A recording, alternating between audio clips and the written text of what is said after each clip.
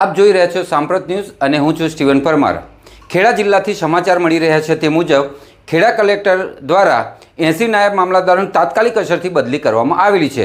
ગત દિવસોમાં ગુજરાતના મુખ્યમંત્રી ભૂપેન્દ્ર સરા તેમની તપાસ કરવામાં આવી હતી અને તેમાં નાયબ મામલતદારની તાત્કાલિક અસરથી બદલી કરવામાં આવેલી। તેમના સૂચના મુજબ ખેડા કલેક્ટર દ્વારા તાત્કાલિક વિઝિટ દરેક મામલતદારને સરકારી કચેરીઓમાં કરવામાં આવી રહી છે। ત્યારે શુક્રવારે મહુધા તાલુકામાં પણ મામલતદાર કચેરીમાં કલેક્ટર શ્રી દ્વારા ઓચિંતાની વિઝિટ કરવામાં આવી હતી, જેમાં ઘણી ક્ષતિઓ જોવા મળી હતી તેમજ નાયબ મામલતદારોના ક્લાસ પણ લેવામાં આવ્યા હતા।